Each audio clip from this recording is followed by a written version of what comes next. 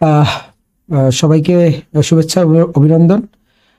আজকে আমাদের 39তম special BCS শিক্ষা পূর্ণাঙ্গ প্রস্তুতির বিষয়ভিত্তিক অংশের যেই বিষয়ভিত্তিক যে অংশ আছে মার্কেটিং এর দ্বিতীয় যে লেকচার আছে সেই লেকচারটি আমি আপনাদের যেই আজকের এই লেকচারের যেই মেন্টর মাহফুজুর রহমান, আমি কুমিল্লা বিশ্ববিদ্যালয়ে শিক্ষকতা করছি।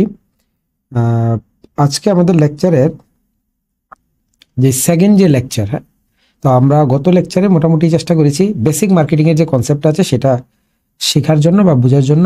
আজকে আমাদের যে টপিক আছে লেকচারের, এটা খুবই গুরুত্বপূর্ণ। আমি বলবো অ্যাজ এ আপনাদের বিসিএস যে প্রিলিমিনারি এক্সামিনেশনের জন্য আমি মনে করি যে গুরুত্বপূর্ণ যে কয়টি চ্যাপ্টার আছে এর মধ্যে একটি গুরুত্বপূর্ণ চ্যাপ্টার হচ্ছে এই বা যে টপিক হচ্ছে এই মার্কেটিং এনভায়রনমেন্ট।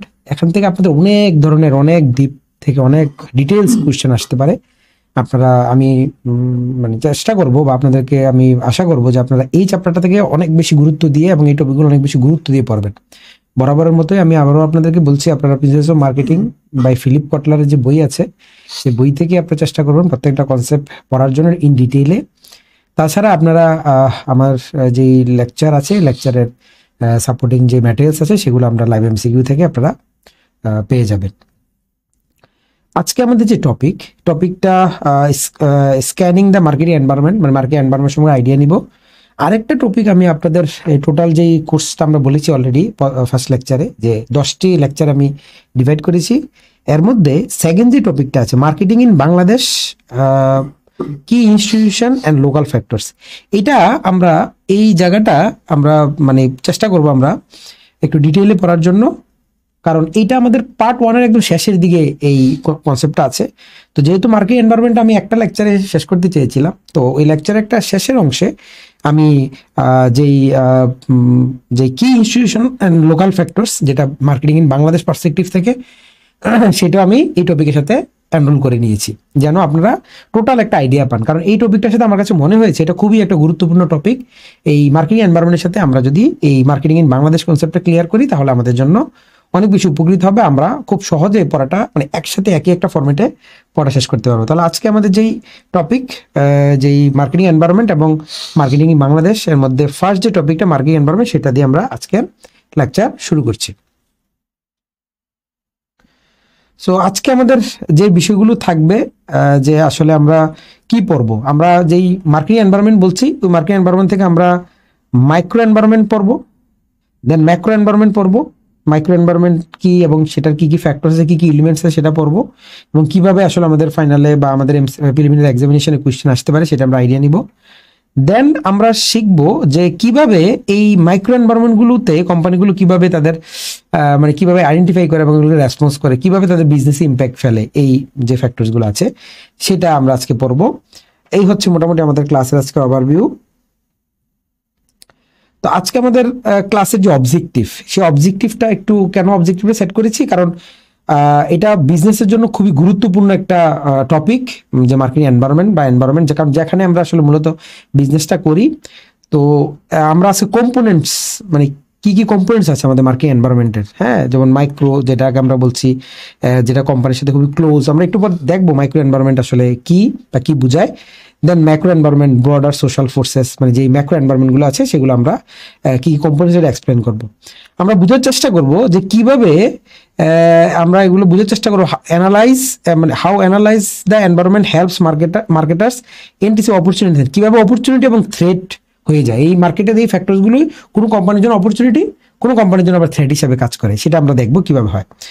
তো আমরা হাইলাইট করবো মার্কেটিং এনভায়রনমেন্ট ইন বাংলাদেশ, বাংলাদেশের মার্কেটিং এনভায়রনমেন্ট কেমন, যে লোকাল ফ্যাক্টরসগুলো কী কী আছে, ইনস্টিটিউশনগুলো কী কী আছে, এবং the problems and prospect of marketing consumer products in the country. আমাদের দেশে মার্কেটিংয়ের যে প্রোডাক্টগুলো আছে বা আমরা যে মার্কেটিংয়ের যে অ্যাক্টিভিটিসগুলো করি, এখানে আমাদের কী কী প্রসপেক্ট আছে এবং কী কী চ্যালেঞ্জেস আছে। তো প্রথমে আমরা শুরু করি যে আসলে মার্কেটিং এনভায়রনমেন্ট কি বা মার্কেটিং এনভায়রনমেন্ট বলতে কি বোঝায়। আমরা চেষ্টা করেছি প্রিন্সিপালস অফ মার্কেটিং বই থেকে, যে ফিলিপ কটলার বই থেকে, ওখান থেকে ডেফিনিশনগুলো নেওয়ার জন্য। কেন? কারণ আপনারা দীর্ঘ সময় ধরে যারা এই মার্কেটিং ব্যাকগ্রাউন্ড থেকে পড়াশোনা করেছেন তারা কিন্তু এই প্রিন্সিপালস অফ মার্কেটিং বইটাকে ফোকাস করেই পড়েছেন ফিলিপ কটলার, তাই না? তো আমারও সেই অবজেক্টিভলি সেটা ছিল যেন আপনাদের পড়াটার মধ্যে কোনো আবার মানে হিডেন মানে আবার যেন কোনো প্রকার চেঞ্জেস না আসে, মানে আপনি যেটা পড়ে আসছেন সেটাকে যেন আমি আরেকটু সহজে বুঝিয়ে আপনাদেরকে এই জিনিসগুলো একটু ক্লিয়ার করে দিতে পারি, আর যারা অলরেডি বুঝেন তাদেরকে আবার একটু রিমাইন্ডার দেওয়া, তাদেরকে আবার রিভিউ করে দেওয়া, সেইটা হচ্ছে আমার অবজেক্টিভ। যে কারণে আমি ডেফিনেশনগুলো প্রত্যেকটাই প্রিন্সিপালস অফ মার্কেটিং বই থেকে, আমাদের যে ফিলিপ কটলার বই আছে সেখান থেকে আমি নিয়েছি। সো মার্কেটিং এনভায়রনমেন্ট বলতে কি বোঝাচ্ছে? Marketing environment includes actors and forces outside marketing that affect marketing management's ability to build and maintain successful relationship with target কাস্টমারের সাথে যে রিলেশনশিপটা আমরা বিল্ড আপ করতে চাই, যেটা আমরা ফার্স্ট লেকচারে পড়ে আসছি, মার্কেটিং এর যেই ডেফিনেশন আমরা শিখেছি যে টার্গেট কাস্টমারের রিলেশনশিপ বিল্ড আপ করা, সেটা তৈরি করতে গিয়ে যেই অ্যাক্টরস এবং ফোর্সেসগুলো, এই অ্যাক্টরস এবং ফোর্সেসগুলো যে এফেক্ট করে ম্যানেজমেন্টের যে কোম্পানির যে এবিলিটিগুলোকে বা ডিসিশন নেওয়ার ক্ষেত্রে যেই ইনফ্লুয়েন্স করে, সেই ইনফ্লুয়েন্সটার নামই হচ্ছে মার্কেটিং এনভায়রনমেন্ট। কোনগুলো? এই অ্যাক্টরসগুলো এবং এই ফোর্সেসগুলো। এই অ্যাক্টরসগুলোকে ফোর্সেসগুলোকে আমরা সামনে দেখবো। তাহলে মার্কেট এনভায়রনমেন্ট সম্পর্কে আমাদের ক্লিয়ার যে আমরা যে অ্যাক্টরস এবং ফোর্সেসগুলো যেগুলো কোম্পানিকে ইনফ্লুয়েন্স করে তাদের মার্কেটিং এর ডিসিশন নিতে বা কোম্পানির ডিসিশন নিতে, কি ধরনের ডিসিশন? তার টার্গেট কাস্টমারের সাথে যে রিলেশনশিপ বিল্ড আপ করবে সেটা নেওয়ার ক্ষেত্রে।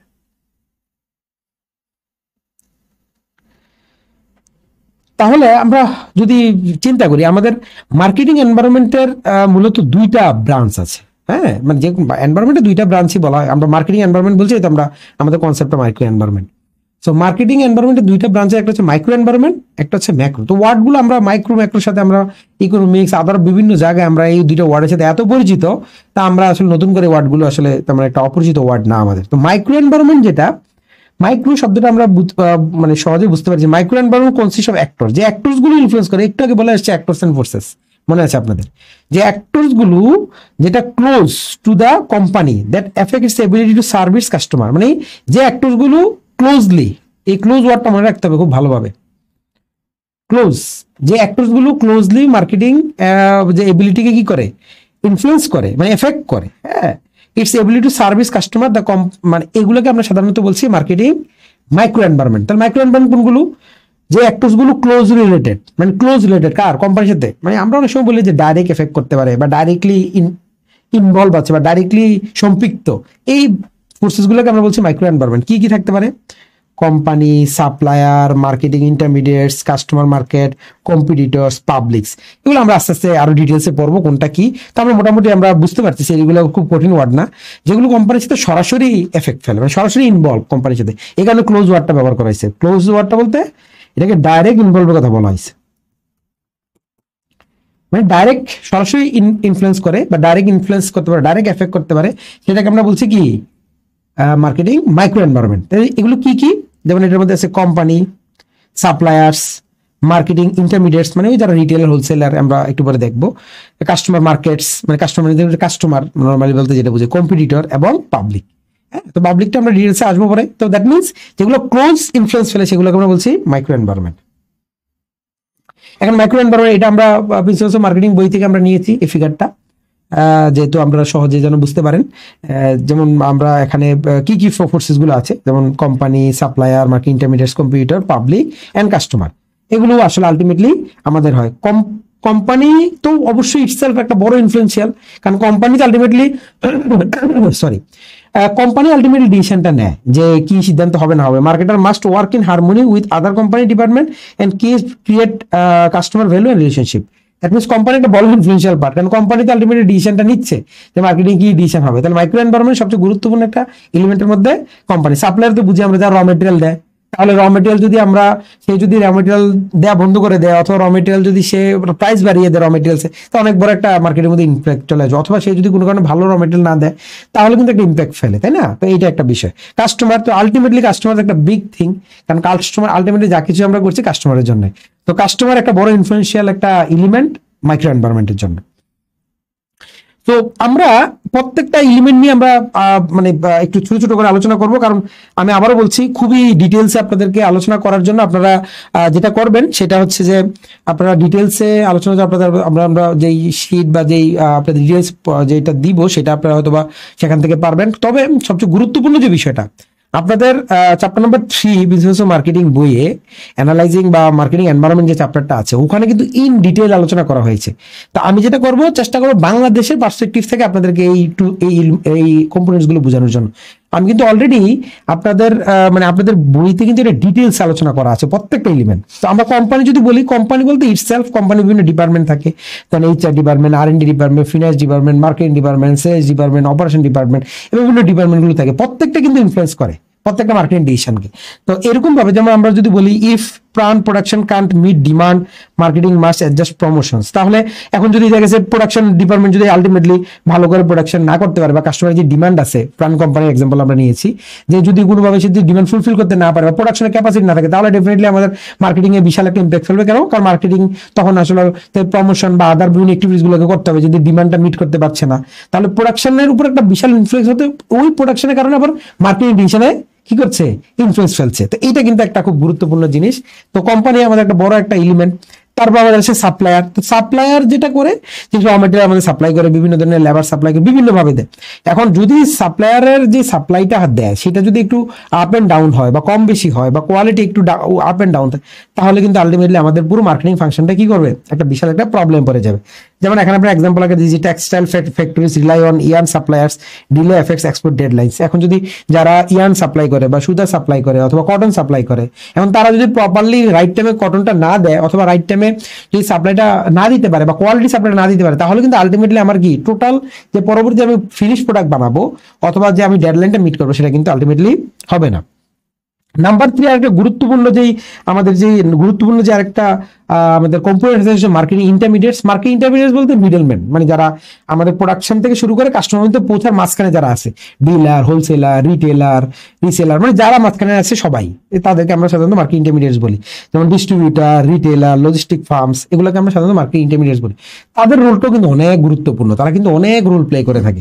হ্যাঁ, এখন তাদের আমরা যেমন প্রাণের ডিস্ট্রিবিউশন আমরা জানি খুবই একটা পাওয়ারফুল ডিস্ট্রিবিউশন। যেমন আমরা ইউনিলিভার ডিস্ট্রিবিউশনের কথা বলা আছে, যারা সারা বাংলাদেশে তারা খুব সহজে রুরাল গ্রামগুলোতে তাদের প্রোডাক্ট পৌঁছে দিচ্ছে।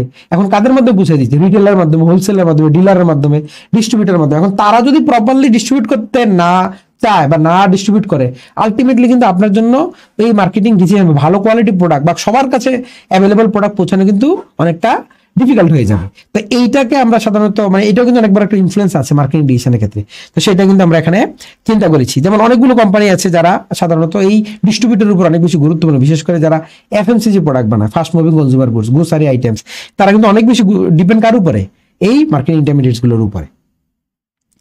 দেন আমরা যদি দেখি আমাদের আরো যে এলিমেন্ট গুলো আছে, আরো 3টে এলিমেন্ট, এর মধ্যে কাস্টমার। তো কাস্টমার আমাদের আসলে মেইনলি একটা খুব গুরুত্বপূর্ণ এলিমেন্ট। তো আমরা এখানে কাস্টমারকে 4 ধরনের কাস্টমার কথা, 4টা সেগমেন্টে ভাগ করেছি: consumer, business, government, international market. তো কনজিউমার কারা? যারা সরাসরি আমাদের প্রোডাক্ট পারচেস করে কনজাম্পশনের জন্য, মানে প্রোডাক্ট পারচেস করে যারা সাধারণত তাদের পার্সোনাল ইউজের জন্য যেটা ব্যবহার করে। বিজনেস মার্কেট কারা? বিজনেস মার্কেট যারা মানে রিসেল করার জন্য অথবা প্রোডাকশন, ধরেন আমি কেউ আমার থেকে মানে কোনো একটা মিষ্টি দোকান দুধ কিনলো আমার থেকে, মিল্ক, তাই না? মিল্ক কিনে সে আবার কি মিষ্টি বানালো, তাহলে যেই মিষ্টির দোকানদার তিনি হচ্ছেন আমাদের কি বিজনেস মার্কেট, মানে বিজনেস বায়ার। মানে আমি একজন র মেটেরিয়াল সাপ্লায়ার, সে আমার থেকে প্রোডাক্ট কিনে। এখন দুধ যদি কেউ কনজাম্পশনের জন্য কিনে বা নিজের পার্সোনাল ইউজের জন্য, তখন সেটা আমরা কাস্টমার হিসেবে কাউন্ট করে থাকি। তাহলে বিজনেস কারা? যারা আবার রিপ্রোডাকশন করার জন্য অথবা রিসেল করার জন্য আমার প্রোডাক্ট কিনে। যেমন রিটেলাররা, যেমন ধরেন ইউনিলিভার থেকে যে খুচরা দোকানদার ইউনিলিভার থেকে যে প্রোডাক্টটা পারচেস করে, তাই না? এখানে মানে রিটেলার যারা, তারা আমরা অনেকটা রিটেলার যারা, তাদেরকে আমরা অনেকটা কি বলতে পারি? বিজনেস কাস্টমার বলতে পারি।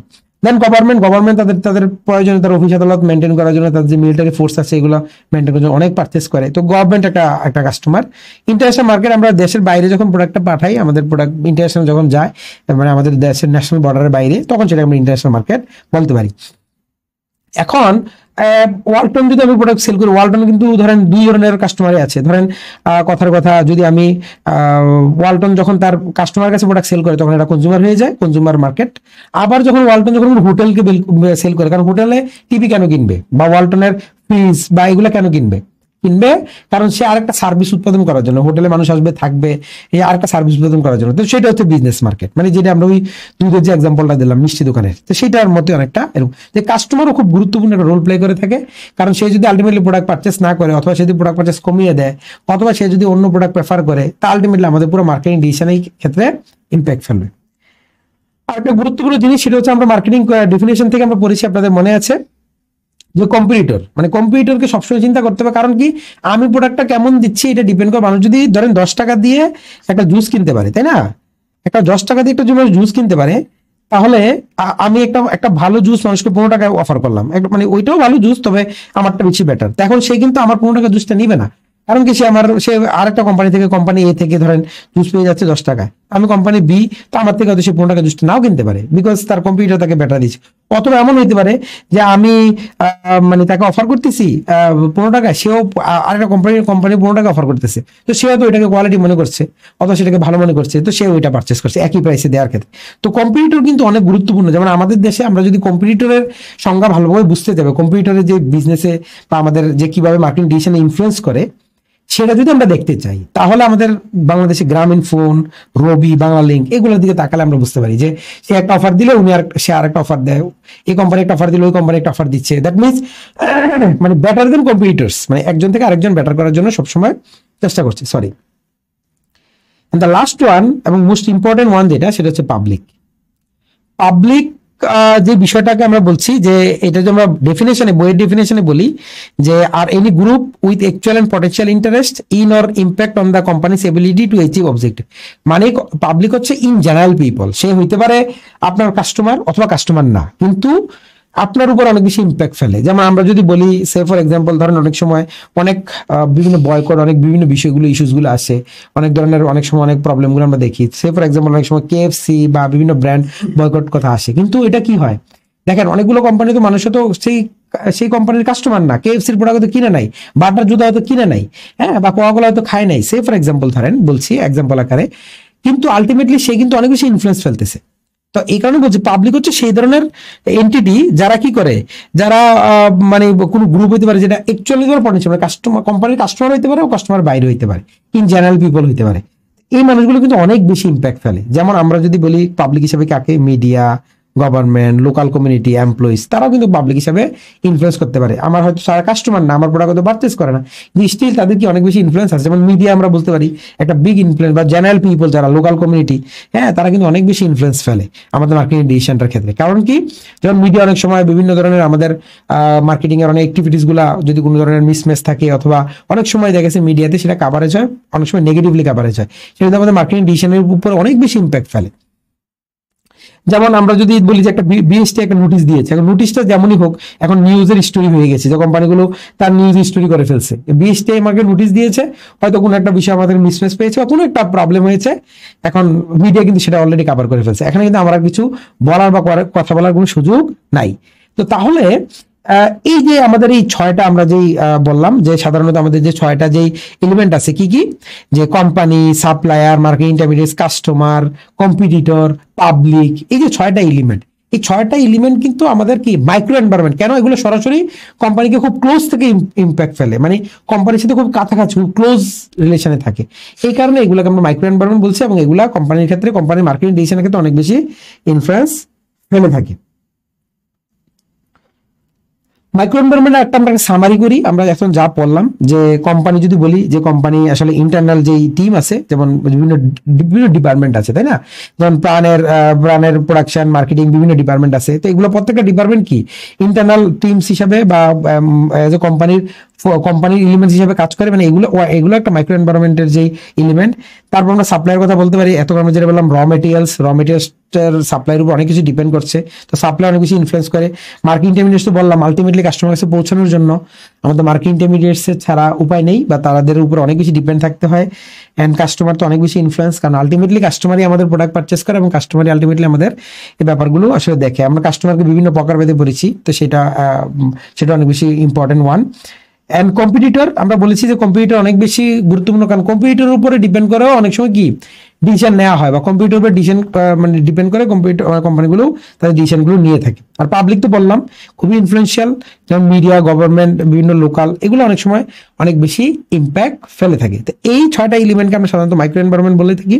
মাইক্রো এনভায়রনমেন্ট এইভাবে এই ফোর্সগুলো কাজ করে থাকে। দেন আমরা ম্যাক্রো এনভায়রনমেন্টে সরাসরি চলে যাই, যে ম্যাক্রো এনভায়রনমেন্ট। এখন ম্যাক্রো এনভায়রনমেন্টের যেই বিষয়টা, তো আমরা বুঝতে পারছি মাইক্রো এনভায়রনমেন্ট যেগুলো ক্লোজলি রিলেটেড, আর যেগুলো ক্লোজলি না কিন্তু এগুলোর অনেক বেশি ইম্প্যাক্ট আমাদের এখানে আছে। যদি ধরেন কথার কথা আমাদের দেশের ইকোনমিক যদি অবস্থা যদি আমরা বলি, বা ইকোনমিক কন্ডিশন যদি আমরা বলি, যে আমাদের দেশে মানুষের পার্চেসিং পাওয়ার বাড়ার কারণে এখন অনেক মানুষ মোবাইল, ল্যাপটপ থেকে শুরু টেকনোলজিক ডিভাইস, বিভিন্ন ইনফ্রাস্ট্রাকচার অনেক কিছু ডেভেলপ হয়েছে, তাই না? এখন হাই স্পিড ইন্টারনেট না থাকলে হয়তো বা ধরেন আপনারা এই লাইভ এমসিকিউর আন্ডারে পড়াশোনা করা আপনার জন্য কঠিন হয়ে যেত। এখন লাইভ এমসিকিউর বিজনেসটা অনেক বেশি ডিপেন্ড করতেছে কিসের উপরে? টেকনোলজির উপর। আমাদের দেশে টেকনোলজিক্যাল কন্ডিশন কিরকম সেটার উপরে। এখন এই যে ইনফ্লুয়েন্স, হয়তো কোম্পানিকে সরাসরি ইম্প্যাক্ট না ফেললেও ইনডাইরেক্টলি অনেক বেশি ইনফ্লুয়েন্স যেগুলোতে থাকে, এই ফ্যাক্টরস গুলোকে সাধারণত আমরা ম্যাক্রো এনভায়রনমেন্ট বলে থাকি, যেগুলো আসলে কি কোম্পানির উপর ইনফ্লুয়েন্স আছে, কিন্তু হয়তো ডাইরেক্টলি তো খুব ক্লোজ না, কিন্তু ইনডাইরেক্টলি অনেক বেশি ইম্প্যাক্ট দেখা যায়, সেগুলোকে আমরা বলছি ম্যাক্রো এনভায়রনমেন্ট। এন্ড ম্যাক্রো এনভায়রনমেন্টে অনেকগুলো বিষয় আছে, demographic, economic, natural, technological, political, cultural. এই গ্রাফটা আমরা প্রিন্সিপালস অফ মার্কেটিং বই থেকে আমরা নিয়েছি, চ্যাপ্টার নাম্বার 3 থেকে, যেটা এখানে ফিগার 3.2, এটা এখান থেকে নেওয়া হয়েছে। তো ডেমোগ্রাফিক গুলো কি? ডেমোগ্রাফিক সে ফর এক্সাম্পল ধরেন আমাদের আমরা প্রত্যেকটা আলাদা আলোচনা করবো। ডেমোগ্রাফিতে আমরা বুঝি আমাদের যে আমরা যে পপুলেশন সাইজ, আমাদের গ্রোথ, আমরা কিভাবে কি পরিমাণ পপুলেশন আছে, ফিমেল কেমন, মেল কেমন, জেন্ডার, জিওগ্রাফিক লোকেশন, বাংলাদেশে কে কোথায় আছে, বিভিন্ন ভাবে আমরা এটা আলোচনা করতে পারি। মানে এই ফ্যাক্টরস গুলো কাজ করে। ইকোনমিক তো আমরা আইডিয়া করি, ন্যাচারাল এনভায়রনমেন্ট কিরকম, আমাদের দেশে দেখেছে ন্যাচারাল গ্যাস থাকার কারণে আমাদের ইকোনমিতে অনেক বেশি কন্ট্রিবিউশন হচ্ছে বা অনেক বেনিফিট হচ্ছে, বা ন্যাচারাল এনভায়রনমেন্টের কারণে আমাদের বাতাসে অনেক ধুলো ময়লা থাকার কারণে অনেক সময় দেখা যায় অনেক স্বাস্থ্যের মনে প্রবলেম হচ্ছে, যার কারণে মেডিকেল ইকুইপমেন্ট বা মেডিকেল বিজনেসটা অনেক বেশি ডেভেলপড হচ্ছে। তো এইটা আলটিমেটলি দেখা গেছে মেডিকেলের জন্য হয়তো পজিটিভ, কিন্তু আমাদের শারীরিক বা আমাদের এজ এ হিউম্যান বিং হিসেবে কিন্তু এটা আমাদের ক্ষতি হয়ে যাচ্ছে। পলিটিক্যাল এনভায়রনমেন্ট এটা খুবই কতটুকু গুরুত্বপূর্ণ সেটা তো আমরা অবশ্যই বুঝতে পারি, বা পলিটিক্যাল এনভায়রনমেন্ট সম্বন্ধে আইডিয়া আমাদের থাকতে হবে। কালচারাল ডিফারেন্সের কারণেও কিন্তু আমাদের এই বিষয়টা হয়। তো আমরা প্রত্যেকটা আলাদা আলোচনা করব, আমরা সেদিকে আস্তে আস্তে যাচ্ছি। তো ম্যাক্রো এনভায়রনমেন্টটা সাধারণত খুবই পপুলার একটা অ্যানালাইসিস টুলস আছে, সেটাকে বলেছে আমরা পেস্টেল অ্যানালাইসিস। এই পেস্টেল অ্যানালাইসিস আমরা জানি সংক্ষেপে পেস্টেল বলা হয় political, legal, economic, social and cultural, technological, environmental and legal, মানে এরকম বিভিন্ন এনভায়রনমেন্টাল এন্ড দিয়ে আমরা এই পেস্টেল অ্যানালাইসিসটা করে থাকি। তো পেস্টেল অ্যানালাইসিস থেকে শর্টে আবার ম্যাক্রো এনভায়রনমেন্ট অ্যানালাইসিস বলা হয়। তো আমরা এখানে পেস্টেল অ্যানালাইসিস আকারেই পড়বো। পেস্টেল অ্যানালাইসিসের যেই ফরম্যাট আছে সেইটা অনুযায়ী আমরা দেখবো। পেস্টেল অ্যানালাইসিসের মাধ্যমে একটা দেশের বা একটা ইন্ডাস্ট্রির অথবা কোনো একটা দেশের particular business opportunity find out করার জন্য খুবই গুরুত্বপূর্ণ এবং খুবই একটা কার্যকরী অ্যানালাইসিসের নাম হচ্ছে পেস্টেল অ্যানালাইসিস। তো আমরা আমাদের এই টোটাল মাইক্রো এনভায়রনমেন্ট বাংলাদেশ পার্সপেক্টিভে আমরা পড়বো এবং আমরা এই পেস্টেল অ্যানালাইসিসের মাধ্যমে করার চেষ্টা করব। তো প্রথমে আমরা আমাদের যে পলিটিক্যাল যেই ফ্যাক্টরটা আছে সেটা আমরা আলোচনা করব। দেন আমরা আমাদের অন্যান্য যে ফ্যাক্টরগুলো আছে সেটাতে আমরা যাব। তো পলিটিক্যাল ফ্যাক্টরস এর মধ্যে আমাদের যে বিষয়গুলো আছে, যে গভর্নমেন্টের পলিসিগুলো যে আমরা দেখি, আমাদের যে রেগুলেশন দেখি, বিভিন্ন ট্রেডের ল দেখি, যে আমাদের দেশে বিভিন্ন ধরনের আইন হচ্ছে বিভিন্ন পলিটিক্যাল সিদ্ধান্তে, কারণ আলটিমেটলি দেশের ল মেকার কিন্তু আমাদের পলিটিক্যাল পার্সনটা কিন্তু আলটিমেটলি ল মেকার, বা ওনারাই কিন্তু লগুলো তৈরি করে। তো এখন এই লগুলো তৈরি করার ক্ষেত্রে কিন্তু গুরুত্বপূর্ণ একটা বিষয়, যে রুলস রেগুলেশন থেকে শুরু করে এগুলো কিন্তু আলটিমেটলি পলিটিক্যাল ভিউ পয়েন্ট থেকে হয়। তো আমি আপনাদেরকে আগেও বলেছি এই চ্যাপ্টারটা কেন গুরুত্বপূর্ণ, কারণ আপনারা কিন্তু নট অনলি আপনি যে শুধুমাত্র মার্কেটিং এর জন্য এই চ্যাপ্টারগুলো পড়বেন এরকম না, আপনার কিন্তু টোটাল প্রিলি যে প্রিপারেশন বাংলাদেশ বিষয়াবলী বলেন বা আদার যে আপনার যে প্রিপারেশনগুলো আছে সেখানে কিন্তু অনেক বেশি কাজে লাগবে এই তথ্যগুলো। এই কারণে এই চ্যাপ্টারটাকে কোনোভাবে আপনি মার্কেটিং এর চ্যাপ্টার ধরে পড়াশোনা করবেন না। আপনি অবশ্যই যেমন বাংলাদেশের লজ রেগুলেশনগুলো কি, বাংলাদেশের গভর্নমেন্টের কি কি এজেন্সিসগুলো আছে যারা মার্কেটিং এ ইম্প্যাক্ট ফেলে, হ্যাঁ, যেমন আমাদের আজকে যেমন এই লেকচারের লাস্ট পার্টে আমরা সেটা নিয়ে আলোচনা করবো। 4টা বড় প্রতিষ্ঠান যেগুলো আমাদের মার্কেটিং এ অনেক বেশি ইম্প্যাক্ট ফেলে। তো এটা কিন্তু আপনার ডিটেলস আপনারা পড়তে পারেন। তো যেই জায়গায় ছিলাম, যে পলিটিক্যাল লিগালের ক্ষেত্রে যেমন গভর্নমেন্টের বিভিন্ন পলিটিক্যাল ক্লাইমেট, পলিটিক্যাল বিভিন্ন প্রেশার গ্রুপ, ব্যুরোক্রেসি, কতটুকু বিভিন্ন রুলস রেগুলেশন, আমাদের যে ব্যবসা করার যে সহজলভ্যতা বা কত সহজে আমাদের দেশে ব্যবসা করা যায়, লাইসেন্স তৈরি করা যায়, এই ব্যাপারগুলো কিন্তু সবগুলোই অনেকটা পলিটিক্যাল এবং লিগাল এনভায়রনমেন্টে চলে আসে। আপনি একটু খেয়াল করে দেখবেন, আমি এখানে পলিটিক্যাল এবং লিগালটা কিন্তু একসাথে আলোচনা করা হয়েছে। কেন আলোচনা করা হয়েছে? কারণ এই পলিটিক্যালের সাথে লিগালটা অনেক বেশি জড়িত। এই পলিটিক্যাল এবং লিগালের সাথে খুবই কানেক্টেড। কেন? কারণ পলিটিক্যাল ডিসিশনের মাধ্যমে আসলে লিগাল বিভিন্ন এমফাসাইজ তৈরি হয়। এখন আসলে আমরা যেমন রেস্ট্রিকশন টোবাকো ধরেন, হ্যাঁ, এখন সিগারেটের ট্যাক্স কত হবে, এটা কিন্তু একটা পলিটিক্যাল ডিসিশন নেওয়া হয়। মানুষের অনেক কিছু চিন্তা করে যে মানুষের মানে হেলথের ক্ষতি হচ্ছে বা মানুষ আসলে এটার জন্য অনেক বেশি মানে লুজার হচ্ছে, এই ব্যাপারগুলোকে ফোকাস রেখেই কিন্তু আসলে পলিটিক্যাল এই ব্যাপারগুলোকে নেওয়া হয়। তো এখন লিগাল যে আমাদের দেশে যে আইনগুলো হয় বা আমাদের যে ল গুলো হচ্ছে, যে আমাদের সিগারেটের অ্যাডভার্টাইজিং আমাদের দেশে বন্ধ, এটা কিন্তু একটা পলিটিক্যাল ডিসিশন। পৃথিবীর অনেক দেশে হয়তো সিগারেট অ্যাডভার্টাইজিং থাকতে পারে, কিন্তু আমাদের দেশে কিন্তু সিগারেটের কোনো প্রকার অ্যাডভার্টাইজিং করা যায় না। কোথাও পোস্টারিং, বিলবোর্ড, ব্যানার, অ্যাড কিছু কিন্তু করা যায় না। এটা কিন্তু প্রহিবিটেড খুব স্ট্রংলি। কেন?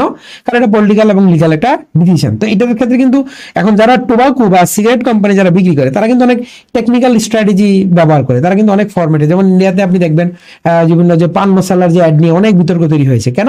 কারণ আসলে সরাসরি এটা না বুঝালেও এটা কিন্তু একটা মানে ইনডাইরেক্টলি মানে সারোগেট অ্যাডভার্টাইজিং বলা হয় এটাকে। তো ওইভাবে কিন্তু এটা তারা প্রমোট করেছে। তো এটার জন্য কিন্তু সমালোচনার শিকার হয়েছে অনেক বেশি।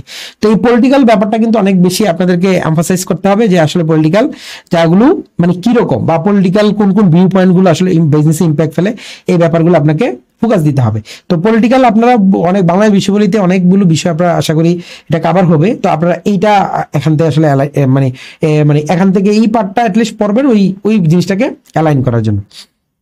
নাম্বার 2 আছে ইকোনমিক। একই জিনিস, যেমন এখানে জিডিপি গ্রোথের কথা বলা হচ্ছে, ইনফ্লেশন, ইনকাম লেভেল কেমন, বাংলাদেশের ইন্টারেস্ট রেট কিরকম, এই সব কিছু কিন্তু আলটিমেটলি এই ইকোনমিক এনভায়রনমেন্টে চলে আসে। যেমন জিডিপি গ্রোথ আমাদের দেশে অ্যাভারেজ ধরেন 6 to 7 একটা জিডিপি গ্রোথ আমরা দেখে আসছি লাস্ট বিভিন্ন বছর ধরে।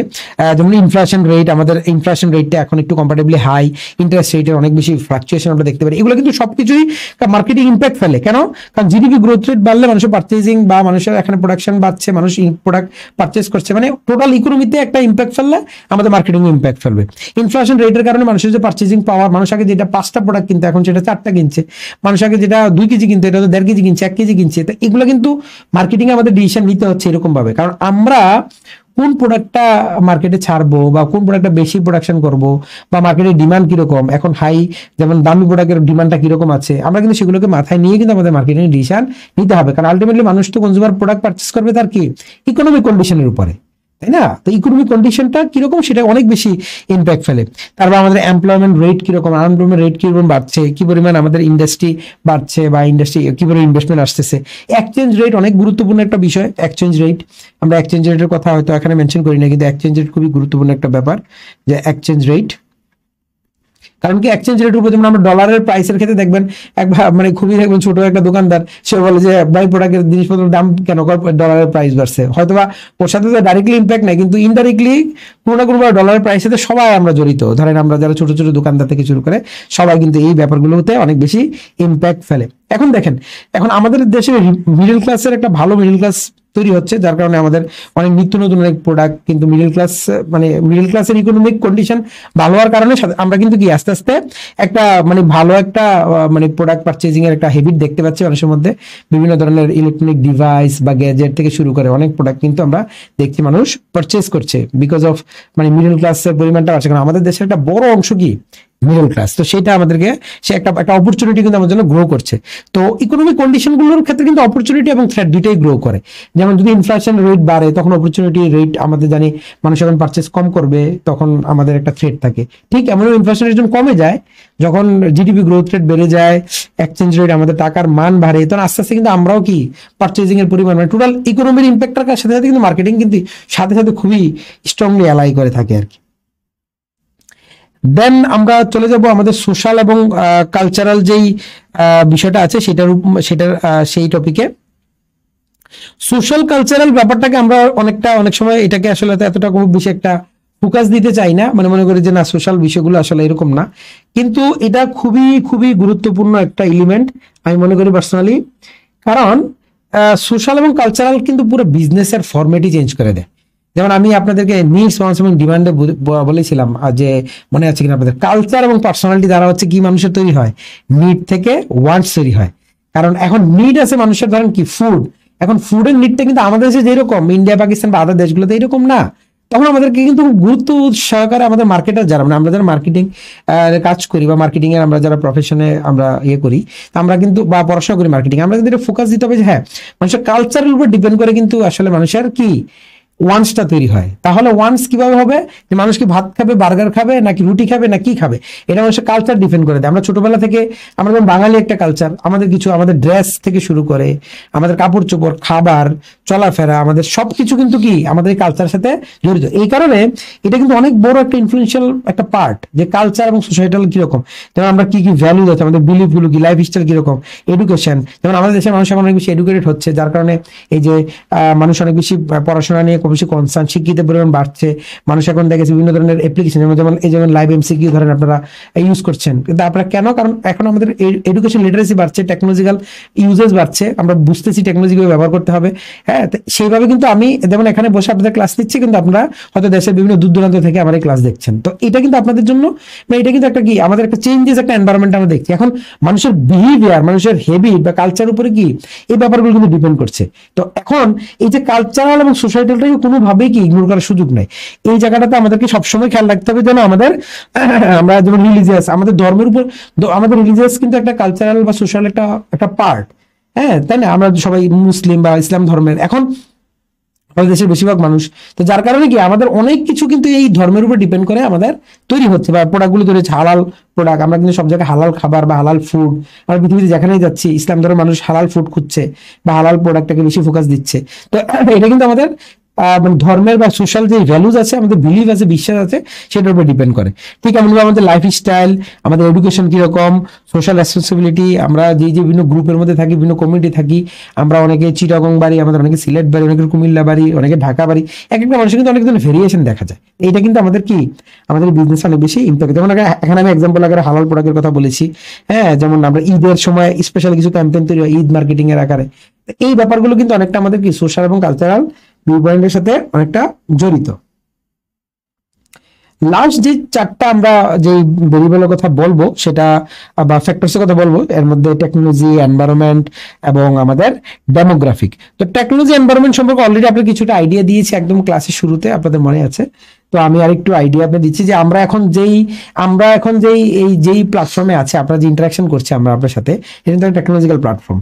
হ্যাঁ, তো ইনোভেশন, অটোমেশন, ডিজিটাল টুলস, এই বিষয়গুলো কিন্তু আলটিমেটলি আমাদের একটা টেকনোলজিক্যাল একটা প্ল্যাটফর্মেরই একটা বহিঃপ্রকাশ। মানে আমরা টেকনোলজিক্যাল, আমাদের দেশে টেকনোলজিক্যাল ইনফ্রাস্ট্রাকচার, বিশেষ করে হাই স্পিড ইন্টারনেট বা ব্রডব্যান্ড লাইনগুলো আরো বেশি বাড়ার কারণে 5G বা 4G 3G এগুলো থাকার কারণে কিন্তু আমরা কি অনেক বেশি বিজনেস অপরচুনিটি আমরা তৈরি হয়েছে। এই যে লাইভ এমসিকিউ ধরনের প্রতিষ্ঠান তৈরি হয়েছে, কেন হাই স্পিড ইন্টারনেট না থাকলে হয়তো এটা পসিবল ছিল না, বা ইন্টারনেট যে ইনফ্রাস্ট্রাকচার আমরা আছে আমাদের দেশে, সেটা না থাকলে হয়তো এটা পসিবল ছিল না। তো এই টেকনোলজিক্যাল ইনোভেশন বা অটোমেশন গুলো কিন্তু পুরো আমাদের মার্কেটিং ডিসিশনকে চেঞ্জ করে দিচ্ছে। আমরা কিন্তু এখন ডিজিটাল প্রোডাক্টের দিকে, এই যেমন আমি এখন আমরা একটা প্রোডাক্ট ডেভেলপ করছি, কি যে বিষয়ভিত্তিক যে আমাদের যে বিসিএস প্রিলিমিনারি যে আমাদের যে বিষয়ভিত্তিক যে লেকচার, এই লেকচার প্রডিউস করছে আপনাদের জন্য, এটা কিন্তু ডিজিটাল প্রোডাক্ট আকারে একটা তৈরি হচ্ছে। আপনারা কিন্তু সেটা এই সার্ভিসটা নেবেন এবং আপনাদের বিসিএস প্রিলিমিনারি জন্য প্রিপারেশনের একজন সাপোর্ট হিসেবে আপনারা সেটা কাজে লাগাবেন। তো এটা কিন্তু একটা টেকনোলজিক্যাল ইনভেনশনের কারণে কিন্তু আমাদের পুরো ফরম্যাটটা ডিফারেন্ট হয়ে গিয়েছে, বা এডুকেশন সিস্টেমটা আমাদের পরিবর্তন হয়ে গিয়েছে। তো ডিজিটাল ইনোভেশন গুলো অনেক মানে আমাদের দেশে যদি কারণ আমাদের দেশে অলমোস্ট আমরা যদি কিছু ডেটা দেখি যে 77 মিলিয়ন ইন্টারনেট ইউজার আছে আমাদের, যেটা আমাদের টোটাল জনসংখ্যার 44.5%। মানে এটা মেসিভ। একটা দেশের 50% মানুষ ইন্টারনেট ইউজ করছে, যেটা আমাদের মোবাইল ফোন ইউজার আছে 187 মিলিয়ন। মানে প্রায় দেখেছে আমাদের মানে মোবাইল ফোন মানে যারা ইউজার আছে এরকম, বা ডিজিটাল কমার্স বা বিকাশ ইউজ করে বা এফএমএস এইগুলো, মানে বা ইউটিউব ইউজ করছে, ফেসবুক পেজ, মানে আমাদের দেশের টোটাল ইকোসিস্টেমটাই চেঞ্জ করে দিয়েছে টেকনোলজিক্যাল ইনোভেশন গুলো। এখন মিডিয়া কমিউনিকেশন, আমরা হয়তো বা নিউজ শোনার জন্য বা নিউজ খোঁজার জন্য আমরা হয়তো কখনোই এখন ইউটিউব আদার চ্যানেলে যাই না। আমরা হয়তো বা কি এটা সাধারণত আমরা কোথায় যাচ্ছি, আমরা সাধারণত এটা হয়তো বা আমরা ফেসবুকের নিউজ ফিডে চলে যাচ্ছি অথবা ইউটিউবে যাচ্ছি, বিভিন্ন জায়গা থেকে আমরা নিউজটা সংগ্রহ করে নিচ্ছি। তো এরকম বিভিন্ন ধরনের প্রোডাক্ট আমরা দেখছি, ডিজিটাল অনেক প্রোডাক্ট তৈরি হচ্ছে, বিভিন্ন ধরনের ডিজিটাল প্রোডাক্টের বিভিন্ন ধরনের ইনোভেশন বা আইওটি, ইন্টারনেট অফ থিংস, বিভিন্ন জিনিসগুলো আসছে, অটোমেশন আসছে বিভিন্ন ধরনের। এখন যারা ব্যাকডেটেড কোম্পানি, যারা যে টেকনোলজিগুলো নিয়ে, যারা ম্যানুয়াল পদ্ধতিতে কাজ করে অথবা টেকনোলজি একদম বেসিক টেকনোলজি নিয়ে কাজ করে, তাদের জন্য কিন্তু কি এই এই টেকনোলজিক্যাল যে যেই যে রেস আছে বা টেকনোলজিক্যাল যে এনভায়রনমেন্ট আছে সেখানে টিকে থাকাটা অনেক বেশি কঠিন হয়ে যাবে। তাহলে তাদের বিজনেস হয়তো বন্ধ হয়ে যাবে, অথবা তাদেরকে এই তাদের যে নিউ বিজনেস যে এরিয়া সেটাতে তাদেরকে কনসেন্ট্রেট করতে হবে। আরেকটা গুরুত্বপূর্ণ এলিমেন্টের যেই বিষয় আপনাদেরকে বলবো সেটা হচ্ছে এনভায়রনমেন্ট, ন্যাচারাল এনভায়রনমেন্টে আসলে আমাদের খুব বেশি একটা কন্ট্রোল থাকে না। সাধারণত আমি একটা বিষয় আপনাদের একটু হয়তো আমি আবার রিভিউ যখন করবো তখন হয়তো আপনারা এই জিনিসটা চলে আসবে। মাইক্রো এনভায়রনমেন্ট কিন্তু আমরা অনেকটা কিছুটা কন্ট্রোল করতে পারি। হ্যাঁ, যে আমরা চাইলে কাস্টমার আমাদের কি কাস্টমারকে আমরা বুঝানো বা কাস্টমার কোম্পানি সাপ্লায়ার ইন্টারমিডিয়েট এগুলো কিছুটা কন্ট্রোল করা যায়, কিছু কন্ট্রোল করা যায়। যে ভাই তোমার সাপ্লায়ারকে আমরা বললাম যে ভাই তুমি এই প্রোডাক্টটা দাও, ওই প্রোডাক্ট আমরা তোমার থেকে প্রোডাক্ট নিবো না বা সাপ্লাই নিবো না, এরকম এই বিষয়গুলো কিন্তু কিছুটা কন্ট্রোল করা যায় বা কন্ট্রোলেবল এটাকে এলিমেন্টস বলা হয় অনেক সময় মাইক্রো এনভায়রনমেন্ট গুলোকে। কিন্তু ম্যাক্রো এনভায়রনমেন্ট আমরা যখন এখন যেগুলো পড়ছি যে ম্যাক্রো এনভায়রনমেন্ট, তাই না, এই ম্যাক্রো এনভায়রনমেন্ট গুলো কিন্তু কি করা যায় না, কখনোই কন্ট্রোল করা যায় না। এটা কিন্তু কন্ট্রোল মানে কারণ টেকনোলজি আমরা কন্ট্রোল করতে পারবো না। এই যে টেকনোলজিক্যাল চেঞ্জেস আসছে আমাদের দেশে বা টেকনোলজিক্যাল এত অ্যাডভান্সমেন্ট আসছে, এখানে আমাদের কন্ট্রোল করার কোনো সুযোগ নেই। বা আমরা যে এনভায়রনমেন্টকে কন্ট্রোল করতে পারবো, মানে আমরা কি চাইলে আমাদের এনভায়রনমেন্ট চেঞ্জ করতে পারবো? আমরা কি চাইলে ধরেন আমাদের দেশে ধরেন মানে যে গ্যাসের যেই মজুদ আছে সেটা বাড়াইতে পারবো? এটা পসিবল না। হয়তো আমরা এটাকে অ্যাডজাস্ট করতে হবে যে আমাদের যা আছে, যেমন আমরা একদিনে চাইলে আমরা দূষিত যে আমাদের যে পলিউশন আছে, যে বায়ু এয়ার পলিউশন, এটা আমরা কমাতে পারবো না একদিনে, অথবা টোটালি কন্ট্রোলটা নিয়ে আসতে পারবো না। তা আমাদের কি করতে হবে, সেটা হয়তো ওভার দ্য টাইম আমরা এটাকে একটা অ্যাডজাস্ট করে নিতে হবে, এটার সাথে অ্যাডাপ্ট করতে হবে। ঠিক এমনই ভাবে আমরা যে ইকোনমিক কন্ডিশন, আমাদের সেই ইকোনমিক কন্ডিশন চাইলে আমরা রাতারাতি বাড়াতে পারবো না, অথবা এটাকে কমাতেও পারবো না, বা আমরা ইকোনমিক কন্ডিশনটাতে আমাদের কি নাই, তেমন একটা কন্ট্রোল নাই। তো কোম্পানিগুলো কি করে, এই ফ্যাক্টরস গুলোর সাথে, যেমন এনভায়রনমেন্টের কথা বলতেছি, যে এনভায়রনমেন্টের সাথে কি অ্যাডজাস্ট করে, যে আমাদের সেই এনভায়রনমেন্ট কেমন, আমরা দেশে চাইলে এখন ধরেন আমরা কফি ইন্ডাস্ট্রি তৈরি করতে পারবো না অনেক বড় করে, কারণ আমাদের দেশে অথবা ওই এনভায়রনমেন্টের কফি কতটুকু চাষ হবে ঠিকভাবে, এটা হয়তো আমাদের জন্য ডিফিকাল্ট। বা স্ট্রবেরি হয়তো আমাদের দেশে দেখুন, আমরা স্ট্রবেরি যখন খাই একটু আমাদের একটু সোর বা একটু টক লাগে, কেন? কারণ হয়তো আমাদের দেশের যে মাটি বা আমাদের দেশের যে উপাদান সেটা হয়তো আমরা এখানে হবে না। যেমন রাজশাহীতে আম হচ্ছে, আমাদের অন্যান্য দেশে অন্যান্য জায়গায় তো এত সুমিষ্ট আম হচ্ছে না, কেন? কারণ এটা একটা এনভায়রনমেন্টের বিষয় থাকে। বা পাথর হয়তো সিলেটে পাওয়া যাচ্ছে, দেশে অন্যান্য জায়গাতে তো পাথর পাওয়া যাচ্ছে না।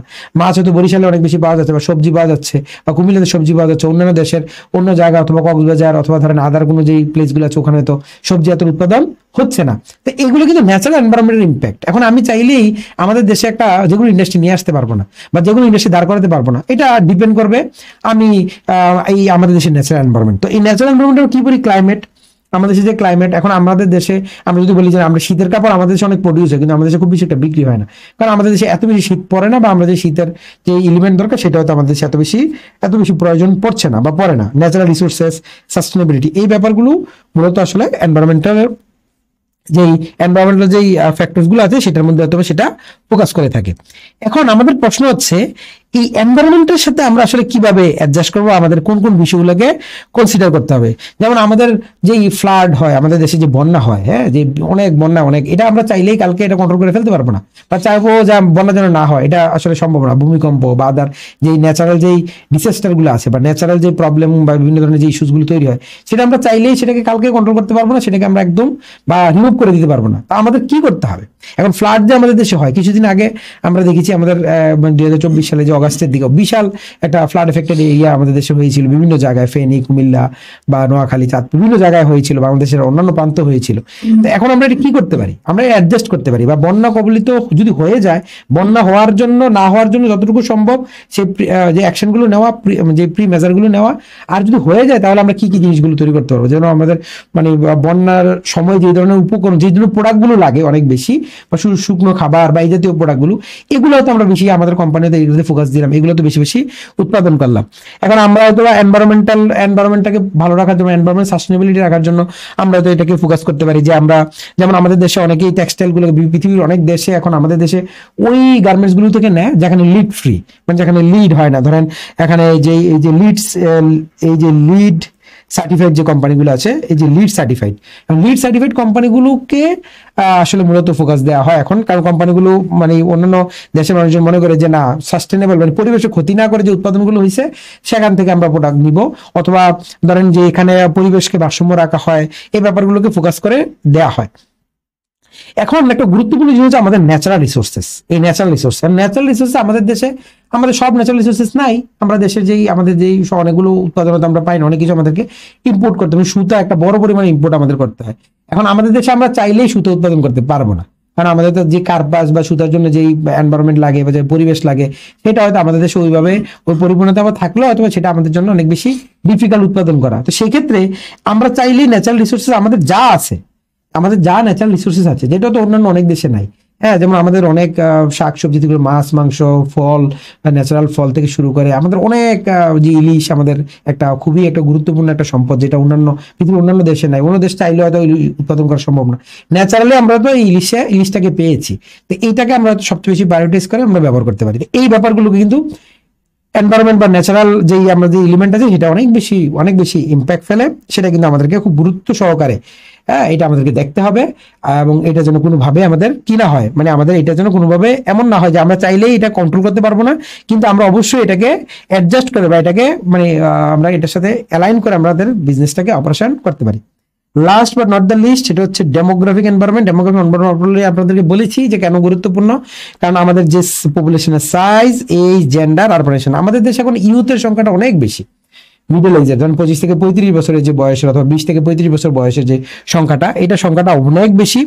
যেমন আমাদের 26 ইয়ার্সের মানে আমাদের মানে মিডিয়ান মানে 50%, মানে অলমোস্ট প্লাস অর মাইনাস 50% আমাদের ইউথ। হ্যাঁ, এটা আমাদের একটা ডেটায় আছে যে 26 ইয়ার্স আমাদের ম্যাক্সিমাম, মানে আমাদের দেশের যে জনসংখ্যা আছে টোটাল, এটা ম্যাক্সিমাম বয়স হচ্ছে 26 ইয়ার্স। তো 26 ইয়ার যেহেতু আমাদের, তাহলে এটা আমাদের বলা যায় পুরো মার্কেটটা একটা ইউথ হেভি মার্কেট। হ্যাঁ, মানে পুরো মার্কেটটাই আমাদের। তো এটাকে ফোকাস করে কিন্তু কোম্পানিগুলো কি করছে, তাদের বিজনেসের যে প্রোডাক্ট বা যে কোনো কিছু দেখবেন ইউথদেরকে ফোকাস করে। যেমন আমরা যদি স্মার্টফোনটা চিন্তা করি, আমাদের দেশে যে স্মার্টফোন যে মার্কেট আছে, তাই না, এই যে স্মার্টফোন যে মার্কেট আছে, এটা কিন্তু টোটালি ইউথদেরকে ফোকাস করে। বিলিয়ন ডলার কোম্পানির মার্কেট বা অনেক টাকার একটা মার্কেট, যেমন মেইন ফোকাস থাকে ইউথদের। এখানে কিন্তু দেখবেন এই মার্কেটে অন্য কাউকে ফোকাস দেওয়া হয় না, মেল ফিমেল মানে ইউথদেরকে, মানে দ্যাট মিনস 20 এজ থেকে 35 এজের যে মানুষ, তাদেরকে টার্গেট করে মোবাইল, তারা কি চায়, তারা ক্যামেরা কেমন চায়, তারা মানে তাদের যে মনিটর সরি যে আমাদের যে ডিসপ্লে আছে, ডিসপ্লে সাইজটা কেমন চায়, ক্যামেরা রেজুলেশন কেমন চায়, ব্যাক ক্যামেরা কেমন চায়, প্রসেসর কেমন চায়, এই ব্যাপারগুলো কিন্তু তারা ফোকাস করে কোম্পানিগুলো তৈরি করছে। মানে তাদেরকে স্টাইলিশ কেমন, ডিজাইন কেমন, স্লিম কিনা, সবকিছুকে প্রায়োরিটি দেওয়া হয় ইউথদেরকে ফোকাস করে। কারণ কি ম্যাক্সিমাম আমার জনসংখ্যার একটা বড় অংশ কি ইউথ। এইটা একটা বড় একটা ফ্যাক্টর কাজ করে। এখন আরবানাইজেশন, আমাদের সিটির সংখ্যা বাড়ছে। আগে জেলা সদরগুলোতে হয়তো এত বেশি বিল্ডিং বা এত বেশি কিছু দেখা যায়, এখন দেখবেন বিভিন্ন জেলা সদরগুলো অনেক সিটি, অনেক তাদের অনেক শোরুম, অনেক বড় বড় যে বিজনেস প্রতিষ্ঠানগুলো এখন জেলা সদরে যাচ্ছে এবং এগুলো একটা বড় ফোকাস এখানে তৈরি হচ্ছে। দেন আমাদের যে হাউস হোল্ড সাইজ, আগে আমাদের 51 বা জয়েন্ট ফ্যামিলি বেশি ছিল, 6 জন 7 জন একটা ফ্যামিলিতে থাকতো, এরকম পরিবারের সংখ্যাটা বেশি ছিল। এখন সিঙ্গেল ফ্যামিলি বা বাবা মা সন্তান এরকম ফ্যামিলির সংখ্যা বাড়ছে। তো এখন জয়েন্ট ফ্যামিলিতে যেই প্রোডাক্টটা লাগে, সিঙ্গেল ফ্যামিলিতে সেম প্রোডাক্ট, একই রকম প্রোডাক্ট লাগে, কিন্তু সাইজটা সেম লাগে না। যদি আমরা এক্সাম্পল আকারে নেই, ধরেন আমাদের লাগবে ধরেন একটা শ্যাম্পু। তো এখন একটা শ্যাম্পু যদি আমাদের লাগে, এখন শ্যাম্পু আমরা যদি জয়েন্ট ফ্যামিলি হয়, 6 থেকে 7 জন বা 8 জনের যে ফ্যামিলি, বাবা মা ভাই বোন তারপরে নাতি নাতনি সবাই মিলে যে ফ্যামিলিগুলো হয়, ফ্যামিলিতে ওই shampoo family pack size shampoo নিচ্ছে, তাই না। এখন এই ফ্যামিলি প্যাক শ্যাম্পুতে কিন্তু যখন 3 জনের ফ্যামিলি, তাদের ফ্যামিলি প্যাক লাগছে না, তাদের ছোট লাগছে। প্রত্যেকটা প্রোডাক্টের ক্ষেত্রে 2 জন 3 জন ফ্যামিলি মেম্বারের যেই প্রোডাক্টের যেই ফরম্যাট, আর 4-5 জন বা 6 জন 7 জনের ফ্যামিলি মেম্বার সেম না, বা প্রত্যেকটা জিনিসের ক্ষেত্রে কিন্তু এরকম ডিফারেন্সিয়েশনটা দেখা যায়। আমি জাস্ট একটা এক্সাম্পল আকারে বললাম, এরকম ফ্যামিলির প্যাটার্ন এগুলোর উপরে কিন্তু প্রোডাক্টের অনেক কিছু ডিপেন্ড করে। তাহলে আমরা যদি একটা মোটামুটি কনক্লুশনে চলে আসি, যে আসলে আমাদের মেইন কনক্লুশনে কি, আমাদের প্রত্যেকটা এলিমেন্ট খুবই গুরুত্বপূর্ণ এবং এই কনগুলো কি আনকন্ট্রোলেবল।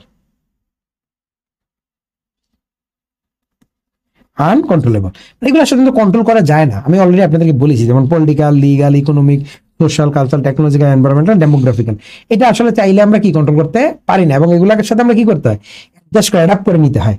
যেমন আমরা যদি লিগাল গুলো অলরেডি আমরা বলেছি যে পলিটিক্যাল এবং লিগালে কি হয়, গভর্নমেন্ট পলিটিক্যাল পার্টিস গুলো লিগাল ডিসিশন গুলো নেয়, যে কারণে অনেক বেশি, যেমন আমাদের সে অ্যাড দেওয়া যাবে না টোবাকোর, এইটা একটা মানে লিগাল ডিসিশন।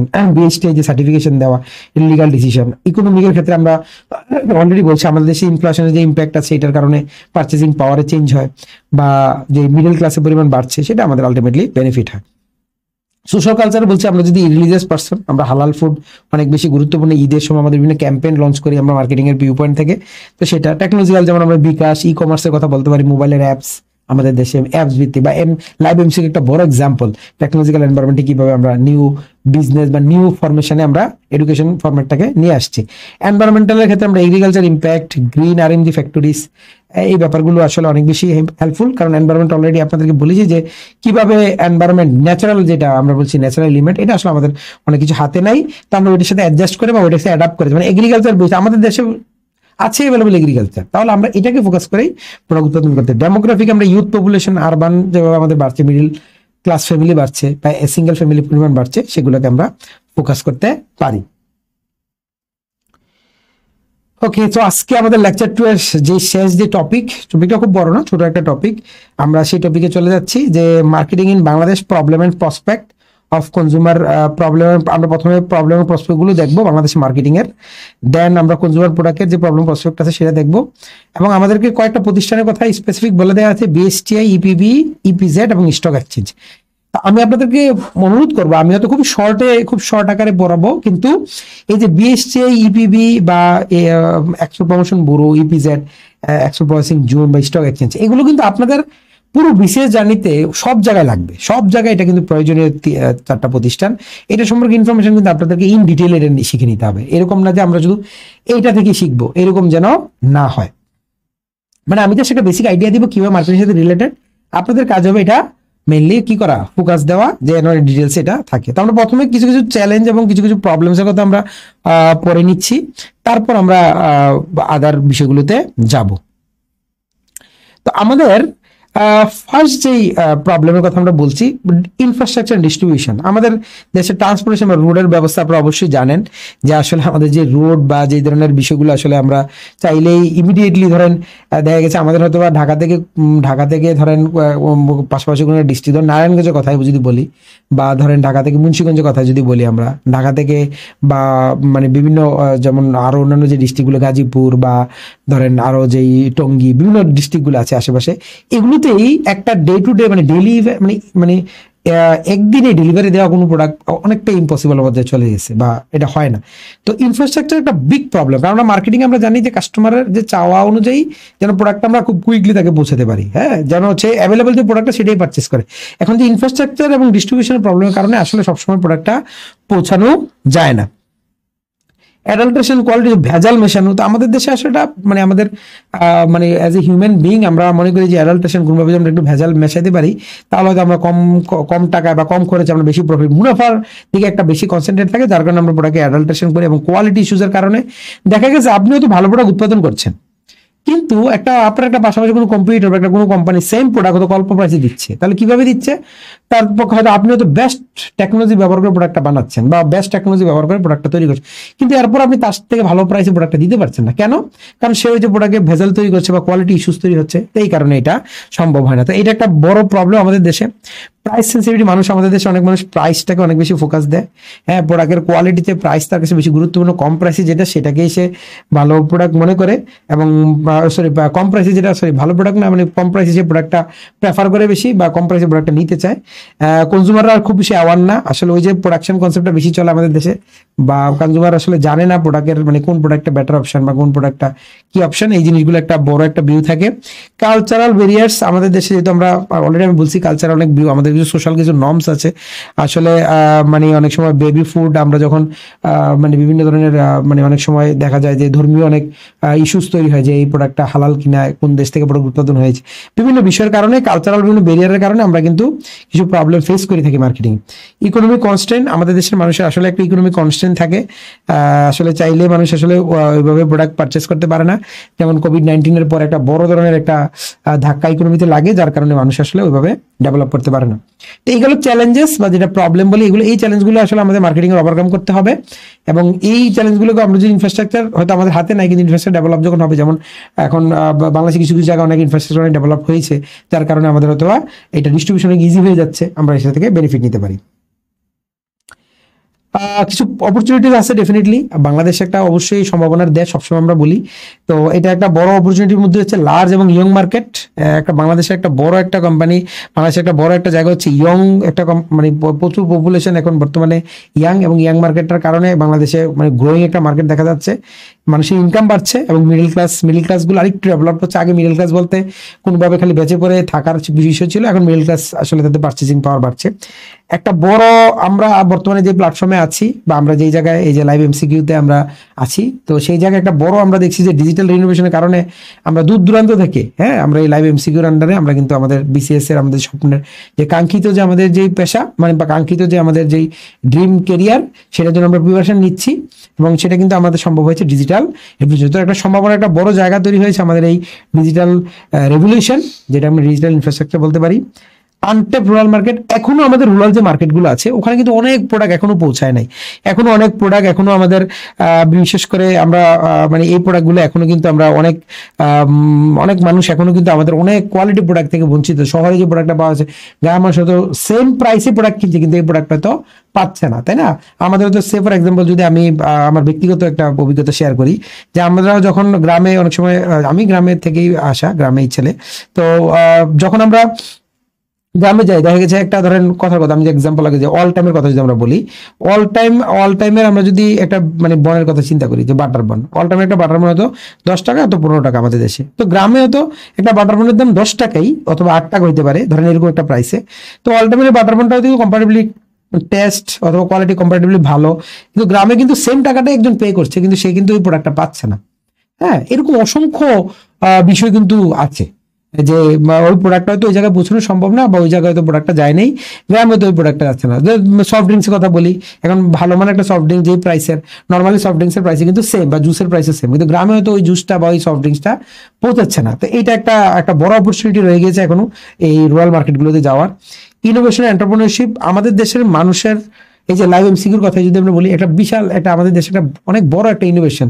এই যে বিশেষ করে মানে নিজের অবস্থা জানার জন্য, যে আমি আসলে বর্তমানে কোথায় আছি বা আমার সিচুয়েশন, আপনারা হয়তো আপনারা এই কোর্সেরা, এই আমাদের যে বিশ্ববিদ্যালয় কোর্স আছে এটাতে এমসিকিউ বিভিন্ন ধরনের এক্সাম দিবেন, এক্সামগুলো দিলে হয়তো আপনি কিছুটা আইডিয়া পাবেন যে আসলে আপনি কোথায় আছেন বা আপনার পজিশনটা কি, কোন কোন জায়গাগুলোতে আপনার আসলে উইক পয়েন্ট আছে, যে এগুলো আপনি ইমপ্রুভ করতে হবে। তো এটা কিন্তু একটা বিগ একটা প্ল্যাটফর্ম, একটা বড় প্ল্যাটফর্ম, যে প্ল্যাটফর্মটাতে আলটিমেটলি কি হচ্ছে, আমরা কিন্তু এটা কনফার্ম করছি যে মানে একটা ইনোভেশন একটা নিয়ে আসছে, এন্টারপ্রেনারশিপ একটা মাইন্ডসেটের মাধ্যমে। তো এটা কিন্তু আমাদের দেশের অপার সম্ভাবনার জায়গা, এই ইনোভেশন, নতুন নতুন ইনোভেশন নিয়ে আসা, টেকনোলজি কাজে লাগিয়ে আমাদের যে প্রবলেমগুলো আছে, এক্সিস্টিং প্রবলেমগুলো আছে, এডুকেশনের যে প্রবলেমগুলো আছে সেগুলো সলভ করা। তো এই হচ্ছে আমাদের প্রসপেক্ট এন্ড অপরচুনিটি। আমরা সরাসরি চলে যাচ্ছি আমাদের যেই 4টা প্রতিষ্ঠানের কথা বলা হয়েছে সেই প্রতিষ্ঠান সম্পর্কে জানার জন্য। তো প্রথমে আমি একটু ক্লিয়ার করে নিই যে why institution matter in marketing. Marketing আসলে ইনস্টিটিউশনগুলো কেন প্রয়োজন, বা এই টপিকটা কেন পিএসসি এখানে অ্যাড করেছে বা দিয়েছে, যে institution shape product quality, export success, business growth, consumer. এখন প্রোডাক্ট যদি কেউ ভেজাল মেশায়, আপনি তো মার্কেটিংয়ে থাকতে পারবেন না, কারণ সেই ভেজাল পরে মানুষটার প্রোডাক্টটা কেনার পরে, পারচেস করার পরে বোঝায় ভেজাল। কারণ ভেজালটাকে প্রতিরোধ করার জন্য তো কিছু একটা পজিশন থাকতে হবে, যেমন বিএসটিআই আছে। এখন আপনি দেশের বাইরে প্রোডাক্টটা পাঠাতে চাচ্ছেন, তো এটা অনেক প্রসেস, অনেক ফর্মালিটিজ আছে, ওই দেশের সাথে কমিউনিকেশন করতে হবে। এটা তো আপনি কমিউনিকেশন করলে ওই দেশ থেকে হয়তো কোনো রেসপন্সই পাবেন না। তো এটা কাজ কে করবে, এই ইপিপি করে দিবে, এক্সপোর্ট প্রসেসিং জুন করে দিবে। এখন আমাদের দেশের প্রোডাক্ট উৎপাদন করার জন্য একটা মানে একটা ভালো জায়গা লাগবে, গভর্নমেন্টের ফেসিলিটি লাগবে, যেখানে ভালো উৎপাদনগুলো এগুলো কোথায় যাবে, বিদেশে যাবে। তো সেটা জন্য কি আপনাকে ইপিজেড একটা ভালো একটা সাপোর্ট দিবে, একটা প্রতিষ্ঠান আপনাকে। সে ফর এক্সাম্পল, আপনার এখন একটা ওয়ালটনের মতো কোম্পানি, তার হিউজ ইনভেস্টমেন্ট দরকার। একটা সময় একটা নিজস্ব ইনভেস্টমেন্ট থেকে বিভিন্ন ফর্মেট থেকে ব্যাংক ট্যাঙ্ক থেকে লোন নিয়ে একটা সে করেছে। এখন যদি সে আলটিমেটলি কোম্পানিটাকে একদম পৃথিবীর বিভিন্ন জায়গায় পৌঁছে দিতে চায়, সব জায়গায় যদি কোম্পানিটাকে স্টাবলিশ করতে চায়, তাহলে তার জন্য কি দরকার, তার জন্য বিগ ইনভেস্টমেন্ট দরকার, মানে হিউজ ক্যাপিটাল দরকার। হিউজ ক্যাপিটাল সে কোথায় পাবে, তাকে হিউজ ক্যাপিটাল পাওয়ার জন্য তাকে নিজস্ব প্রতিষ্ঠান লাগে, যেমন স্টক এক্সচেঞ্জ একটা বড় প্রতিষ্ঠান হিসেবে তার জন্য চলে আসছে। তাহলে দেখেন, পুরো মার্কেটিং এর ডিসিশনটা নেওয়ার ক্ষেত্রে আপনার কিন্তু এই 4টা প্রতিষ্ঠান অনেক বেশি রোল প্লে করে থাকে, বা ইম্প্যাক্ট ফেলে থাকে, বা ইনফ্লুয়েন্স করে থাকে। তো এই কারণে এই 4টা প্রতিষ্ঠানকে আলটিমেটলি আমাদের এই সিলেবাসে অন্তর্গত করা হয়েছে। যেমন রেগুলেটরি সাপোর্ট, এখন রুলস রেগুলেশন ছাড়া আপনারা জানেন ইথিক্যাল বিজনেস করা, আপনি যদি রুলস রেগুলেশন না থাকে, যে কোনো কোম্পানি দিয়ে গেছে, বা আপনি বিভিন্ন ধরনের সুরক্ষা পাবেন না, বা বিভিন্ন ধরনের প্রবলেম হলে কোম্পানি থেকে যে ফেসিলিটিগুলো নেওয়া যায়, সেটা কিন্তু রুলস রেগুলেশন না থাকলে পসিবল নয়, ডোমেস্টিক মার্কেটে বলেন না ইন্টারন্যাশনাল মার্কেটে বলেন। এই জন্য ইনস্টিটিউশনগুলো খুবই গুরুত্বপূর্ণ, এই কারণে আপনাদের সিলেবাসে সেটা অন্তর্ভুক্ত করা হয়েছে। আমরা চলে যাচ্ছি সরাসরি প্রথমে বিএসটিআই তে। তো বিএসটি অলরেডি বলছি, বিএসটি এর পূর্ণরূপ আমি আবার বলছি, বিএসটি টা এমন ভাবে পড়বেন যেটা দুই জায়গায় কাজে লেগে যাবে। আপনাদের বাংলায় বিশ্ববিদ্যালয় কাজে লেগে যাবে, আবার এখানে আপনাদের বিশ্বভিত্তিক যে পড়াশোনা আছে মার্কেটিং, সেটা তো কাজে লেগে যাবে। তো বিএসটি এর পূর্ণরূপ হচ্ছে Bangladesh standard and testing institution. হ্যাঁ, তাহলে আমরা জানি যারা হচ্ছে বাংলাদেশে মানে বিভিন্ন প্রোডাক্টের স্ট্যান্ডার্ড করে এবং টেস্টিং ইনস্টিটিউট হিসাবে তারা বিএসটি অনুমোদিত প্রোডাক্ট হলে এই প্রোডাক্টটা অনেকটা কি মানে স্ট্যান্ডার্ড মেনটেন করেছে, বা এটা ওই প্রোডাক্টটা সেফ, কোয়ালিটিটা ভালো। তো এইটার মূলত কাজ হচ্ছে, এটা আমাদের ন্যাশনাল একটা বডি, মানে সরকারি একটা বডি, তাদের কাজ হচ্ছে স্ট্যান্ডার্ড এবং কোয়ালিটি মেনটেন করা, কোয়ালিটি কন্ট্রোল করা। যে স্ট্যান্ডার্ড সেট করে যে একটা জুসের বোতলে কি কি জিনিস থাকতে পারবে, বা একটা শিশু খাদ্যে কি কি জিনিস থাকতে পারবে, অথবা একটা মানে যদি বিস্কিট তৈরি করা এর মধ্যে কি কি উপাদান রাখা যাবে, এই ব্যাপারগুলোকে স্ট্যান্ডার্ড ও সেট করে দিয়েছে, এবং এই কোয়ালিটিটাকে কন্ট্রোল করে যে কি কি কোয়ালিটি আমাদের এখানে আছে। Ensure safety and credibility through certification. এখন সেফগুলো সার্টিফিকেশন দেয় কোম্পানিগুলোকে যে বিএসটি অনুমোদিত কিনা, সেই সার্টিফিকেটটা এবং এটা দিয়ে কি করে সেফটি এবং ক্রেডিবল বিশ্বস্ত প্রোডাক্ট হিসাবে এটা ডেভেলপ করে। ম্যান্ডেটরি ফর মেনি প্রোডাক্টস, মানে অনেক প্রোডাক্টের জন্য এটা ম্যান্ডেটরি। ফুড আইটেমের জন্য অবশ্যই বিএসটি, ইলেকট্রনিক্স আইটেম বা ফুড আইটেমের জন্য মানে এক্সাম্পল আকারে এখানে বলছি, অনেক লিস্ট আছে যে প্রোডাক্টগুলো ম্যান্ডেটরি আপনাকে বিএসটি সার্টিফিকেট অবশ্যই নিতে হবে। Build consumer trust and consumer trust, অনেক সময় যেমন আমাদের যে আপনার মনে আছে যে প্রাণ জুসের অনেকগুলো বিতর্কিত অনেক সময় বিভিন্ন ইস্যুর সামনে চলে আসে ফেসবুক সোশ্যাল মিডিয়াতে। তো তখন আসলে প্রাণ ওই যে বিএসটি সার্টিফিকেট বা বিএসটি সার্টিফিকেট তাকে অনেক বেশি ক্রেডিবল তৈরি করে। এরকম অনেক ফুড প্রোডাক্টের ক্ষেত্রে অনেক সময় বিভিন্ন ধরনের ইস্যুস আমরা দেখি, বিভিন্ন কোম্পানি রেস্টুরেন্ট ফুড এটা সেটাতে বিভিন্ন ধরনের এই ধরনের বিভিন্ন ইস্যুস সামনে আসে, তখন এই বিএসটি সার্টিফিকেটটা তার একটা সুরক্ষা কবচ হিসেবে কাজ করে, সেফটি হিসেবে। এইটা মূলত মিনিস্ট্রি অফ ইন্ডাস্ট্রিজ আন্ডারে থাকে। এই বিএসটি অর্গানাইজেশনটা যেটা আমাদের দেশে আছে, সেটা মিনিস্ট্রি অফ ইন্ডাস্ট্রির আন্ডারে সেটা অপারেশন করে থাকে। বিএসটি এর অনেকগুলো আরো অনেক ডিটেলসে আপনারা বিএসটি টা পড়বেন, যেটা আসলে মিনিস্ট্রির আন্ডারে যেটা মানে তাদের যে প্রোডাক্টের কোয়ালিটি মেনটেন করে সেই জিনিসটা থাকে। নেক্সট আমরা প্রতিষ্ঠানে চলে যাচ্ছি ইপিবি। ইপিবিটা খুবই গুরুত্বপূর্ণ একটা প্রতিষ্ঠান মার্কেটিং এর ক্ষেত্রে, এক্সপোর্ট প্রমোশন ব্যুরো যেটাকে আমরা ইপিবি বলি। বাংলাদেশি প্রোডাক্ট গ্লোবালি এক্সপোর্ট করার ক্ষেত্রে ওরা প্রমোট করে থাকে। তাদের হচ্ছে ট্রেড ফেয়ার, মার্কেটের রিসার্চ, কোন জায়গায় কি কি ধরনের প্রোডাক্ট প্রয়োজন, কোন দেশে আমাদের অপরচুনিটি আছে, কোন দেশে আমাদের দেশের প্রোডাক্ট ডিমান্ড আছে, কোন দেশে কি ধরনের প্রোডাক্ট, এই ধরনের সাপোর্টগুলো দিয়ে থাকে। তারা কোম্পানিকে হেল্প করে, যেমন প্রাণ এবং ওয়ালটন নতুন নতুন মার্কেটে যখন যায় তখন এটা কিন্তু অনেক বেশি সাপোর্ট দেয় আপনার এটা সাপোর্ট দেয় আপনার প্রাণ এবং ওয়ালটন কোম্পানিগুলোকে বিভিন্ন ধরনের সাপোর্ট দিয়ে থাকে, কোন কোন দেশে যাওয়ার ক্ষেত্রে কি কি প্রসিডিউর আছে, কি কি সাপোর্ট লাগবে, সবগুলো সাপোর্ট আসলে দেয়। এই যে প্রাণ এবং ওয়ালটন একটা পৃথিবীতে অনেক দেশে ছড়াই গেছে, এটা একটা বড় কন্ট্রিবিউশন রেখেছে EPB. Encourage packaging and branding for export, মানে তারা বিভিন্ন ধরনের এনকারেজমেন্ট করে। এটা হচ্ছে মিনিস্ট্রি অফ কমার্সের আন্ডারে এটা মানে কার্যক্রম করে থাকে। এক্সপোর্ট প্রসেসিং জোন বা ইপিজেড, ইপিজেডটা আমাদের খুব কমন ওয়ার্ড, আমরা আমাদের দেশে বিভিন্ন জায়গায় ইপিজেড আছে আপনারা জানেন। ইপিজেডটা মূলত একটা মানে ব্যবসা, Bangladesh export processing zone authority নামে একটা কোম্পানি অর্গানাইজেশন আছে গভর্নমেন্টের, যেটা প্রাইম মিনিস্টারের অফিস থেকে মানে সরাসরি মনিটরিং করা হয়, ওখান থেকে এটা আসলে মানে অপারেট হয়। এবং ব্যবসার আন্ডারে আসলে ইপিজেড জোনগুলো থাকে, ইপিজেড গুলো বিভিন্ন দেশে, এটা স্পেশাল একটা এক্সপোর্ট প্রসেসিং জোন, স্পেশাল একটা এরিয়া থাকে যেখানে 100% এক্সপোর্ট প্রোডাক্ট উৎপাদন করা হয়, এবং যেটাতে কোনো ট্যাক্স, তো ওখানে দুই ধরনের ডিউটি ফ্রি ইম্পোর্ট থাকে, তাদের ইজি রেগুলেশন থাকে। পারপাস হচ্ছে ফুল প্রোডাক্টটা যেন এক্সপোর্টে চলে যায় এবং বাংলাদেশের এক্সপোর্ট প্রোডাক্ট প্রয়োজনীয়তা হয়।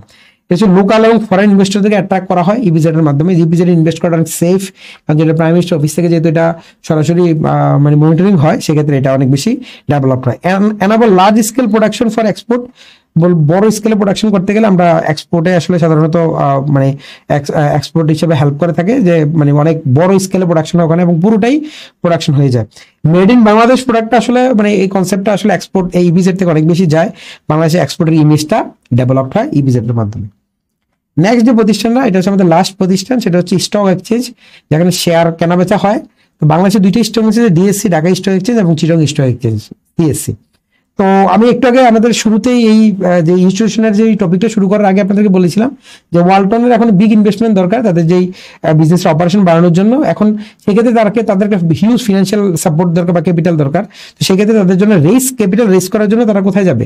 এই স্টক এক্সচেঞ্জ যে ইনস্টিটিউট আছে সেটাতে, ফর মার্কেটিং অ্যান্ড এক্সপানশন, তাদের যে বিজনেস অপারেশন বাড়ানোর জন্য।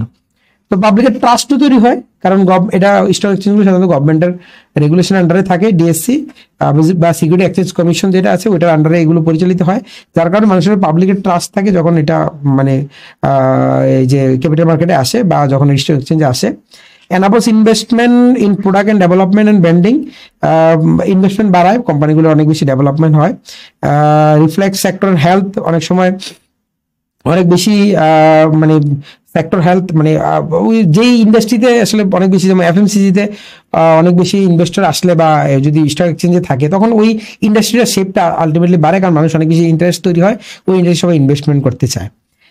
এক্সাম্পল আকারে এখানে আইপিও ফান্ডেড ব্র্যান্ড ক্যাম্পেইনের কথা বলা হয়েছে, যে কোম্পানিগুলো যখন আইপিও ছাড়ে, যেমন আপনাদের মনে আছে কিনা যে গ্রামীণ ফোনের যখন আইপিও ছাড়ে তখন একটা একটা অনেক বড় একটা বিশাল একটা দেশে একটা বিশাল সবার মধ্যে একটা হাইপ তৈরি হয়েছিল যে গ্রামীণ ফোন আইপিও ছাড়ছে, মানে এরকম একটা তখন গ্রামীণ ফোনের মানে একটা ভালো একটা ইন্টিমেসি তৈরি হয়েছিল। যেমন ওয়ালটনের বা আদার বড় বড় কোম্পানিগুলো যখন আইপিও আসে তখন কিন্তু একটা মানে মার্কেটে তাদের একটা ভালো একটা ভাইব তৈরি হয়। তো এই ছিল মোটামুটি আমাদের 4টা প্রতিষ্ঠান সম্পর্কে আমাদের তথ্য। আমরা সরাসরি চলে যাচ্ছি সামারিতে। আমাদের এখন এতক্ষণ আমরা যা পড়লাম এটার সামারি আমরা একটু করে নেই।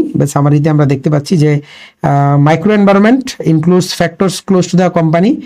আমরা বলছি যে মাইক্রো এনভায়রনমেন্টগুলো যেগুলো কোম্পানির সাথে ক্লোজ থাকে, যেমন supplier, intermediate customer, competitor, public, এগুলো আমরা দেখে আসছি। এবং একটা গুরুত্বপূর্ণ বিষয় হচ্ছে কিছুটা controllable, R more controllable are involve direct relationship থাকে কার সাথে, মাইক্রো এনভায়রনমেন্টের সাথে এই কোম্পানির যেই ফ্যাক্টরসগুলো সেগুলো, বা ডাইরেক্ট একটা ইন্টারাকশন থাকে। মানে ডাইরেক্ট ইন্টারাকশন বলতে ডাইরেক্ট মানে ডাইরেক্ট ট্রানজাকশন থাকে বা সরাসরি কমিউনিকেশন থাকে সরাসরি, যেমন সাপ্লাই, ইন্টারমিডিয়েট, সেগুলো।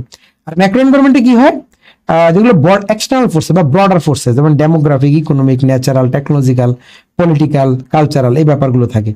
তো ওভারঅল কনটেক্সট মানে পুরো আসলে ম্যাক্রো এনভায়রনমেন্টের ইম্প্যাক্টই বেশি, কারণ total economic condition, demographic condition, political কন্ডিশনের উপরে আসলে আমাদের কোম্পানি টোটাল যে ডিসিশনগুলো, মার্কেট ডিসিশনগুলো সেটা ডিপেন্ড করে। যেমন মনিটর ট্রেন্ডস মনিটর করা, এইটা মূলত একটা জায়গায় থাকে। যেমন এই টেকনোলজিক্যাল ফোর্সেসের দুইটা জিনিস থাকে, একটা হচ্ছে অ্যাভয়েড থ্রেটস আর সিজ অপরচুনিটিস। এখন আমি সে ফর এক্সাম্পল এই টেকনোলজি, এখন যদি আপনি যদি টেকনোলজিতে যদি ধরেন সে ফর এক্সাম্পল আপনার একটা টিচিং প্রতিষ্ঠান ধরেন, বা ধরেন একটা কোচিং সেন্টারের মতো, কোচিং সেন্টার একটা ধরেন কোনো একটা বিষয় আপনি টিচিং দেন বা টিচ দিয়ে থাকেন বা পড়িয়ে থাকেন। এখন যদি আপনি টেকনোলজি এনাবল না হন, হ্যাঁ, হয়তো একটা সময় গিয়ে দেখা গেছে আপনি আর কোনোভাবে এই ইন্ডাস্ট্রি সার্ভাইভ করতে পারবেন না, তখন এটা আপনার হয়ে যাবে থ্রেট। কোনটা? টেকনোলজিটা। কিন্তু আপনি যদি এটাকে এমব্রেস করে নতুন অপরচুনিটি গ্রোথ করতে পারেন তখন সেটা হয়ে যাবে আপনার জন্য অপরচুনিটি। তাহলে মনে রাখতে হবে যে আমরা যে ম্যাক্রো এনভায়রনমেন্টে যে ফ্যাক্টরসগুলো পড়েছি এগুলো এক সাইডে যেমন অপরচুনিটি, যে আমরা যদি গ্র্যাব করতে পারি প্রপারলি, আর যদি প্রপারলি এগুলোর সাথে গ্র্যাব করতে না পারি, অ্যাডজাস্ট করতে না পারি, সেগুলোর মধ্যে থ্রেট হয়ে দাঁড়াবে, তখন আপনাকে কিন্তু মার্কেট থেকে চলে যেতে হবে।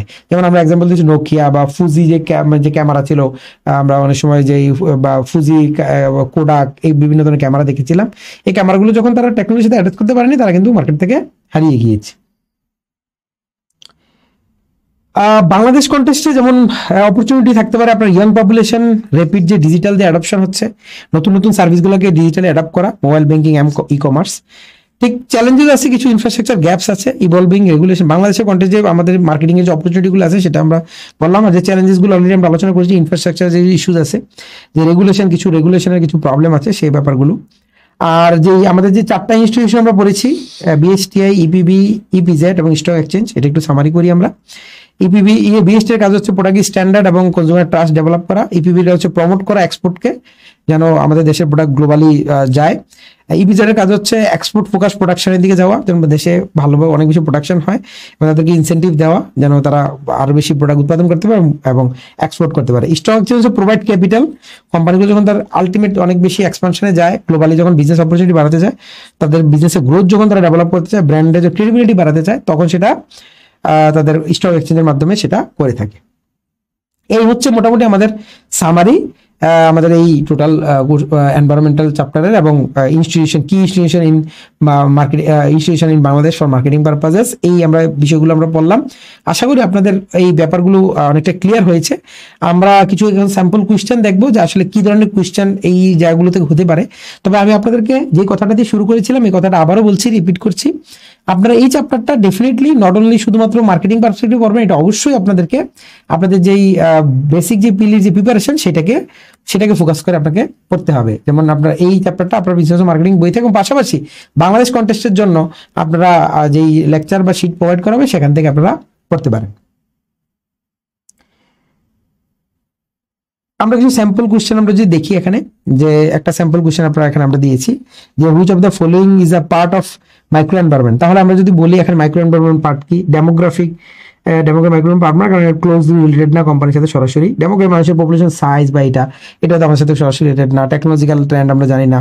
সাপ্লায়ার আছে গভর্নমেন্ট পলিসি, তো দেখতে আমরা এখানে সাপ্লায়ার, এটা আমরা সরাসরি রিলেটেড মাইক্রো এনভায়রনমেন্ট, তাই না? তো মাইক্রো এনভায়রনমেন্ট বললে আমরা জানি যেটা ক্লোজ রিলেটেড বা কোম্পানির সাথে ডাইরেক্টলি ইনভলভ যেটা, সেটাকে হচ্ছে কি আমাদের মাইক্রো এনভায়রনমেন্টের ফোর্সেস বা আমরা পার্ট বলতে পারি। তো which of the following is a demographic trend important to marketer in Bangladesh. এগুলো কিন্তু অনেক সাবজেক্টিভ কোয়েশ্চেন, আপনাকে অনেক কেয়ারফুলি, যদি আপনি ডিটেলে ভালোভাবে কনসেপ্টটা ক্লিয়ার না হয় আপনি কিন্তু এই কোয়েশ্চেনগুলো অ্যান্সার দিতে পারেন। এগুলো ডাটাবেজ না, আপনি 2 3 4 5 দেখুন একটা 4 দিয়ে দিলেন হয়ে যাবে, এরকম না। এটা কিন্তু খুব কনসেপচুয়াল কোয়েশ্চেন এবং সাবজেক্টিভ কোয়েশ্চেন, এটা কিন্তু আপনার খেয়াল রাখতে হবে। বলছে which of the following is a demographic trend important to marketer in Bangladesh. Demographic trend কোনটা ইম্পর্টেন্ট বাংলাদেশে মার্কেটারদের জন্য? ইন কেস ফরেন ইনভেস্টমেন্ট, তাহলে ফরেন ইনভেস্টমেন্ট আমরা জানি এটা ইকোনমিক, তাহলে এটা বাদ। তাহলে স্ট্রিক্ট অ্যাডভার্টাইজিং লস, এটা আমরা জানি পলিটিক্যাল এবং লিগালের, এটা আমাদের বাদ। গ্রোয়িং আরবান ইউথ পপুলেশন, হ্যাঁ এটা আমরা বলতে পারি, কারণ ওই আরবান পপুলেশন বা এডুকেশন বাড়ছে। তারপর আমরা আরেকটা পড়ি, তারপর আমরা বলছি নিউ ট্রেড এগ্রিমেন্টস। তো নিউ ট্রেড এগ্রিমেন্টস আমরা জানি এটা কি লিগাল এবং পলিটিক্যালের মধ্যে পড়ে। তাহলে আমরা অ্যান্সার হচ্ছে কি growing urban youth population. Demographic এটা আমরা ফেলতে পারি। দেন আমাদের আরেকটা আমাদের ইনস্টিটিউশন ভিত্তিক যে কোশ্চেনগুলো আছে সেটা আমাদের চলে আসছে, যেমন BSTI in marketing, what is the primary role of BST in marketing. তো বিএসটি আমাদের কথা মনে আছে, টেস্টিং স্ট্যান্ডার্ড। তো আমরা দেখি এরকম কিছু আছে কিনা। এক্সপোর্ট ফাইন্যান্সিং, না আমাদের এটা হবে না। Export certification and quality control, product certification quality control, এটা আমরা রাখতে পারি, যেহেতু কোয়ালিটির কথা আসছে এবং সার্টিফিকেশন কথা আসছে, এটা আমরা রাখতে পারি। তো আমরা তারপর দেখি কি আছে। ট্রেড ফেয়ার কোঅর্ডিনেশন করা, এটা মূলত ইপিবির কাজ, এটা আমরা জানি।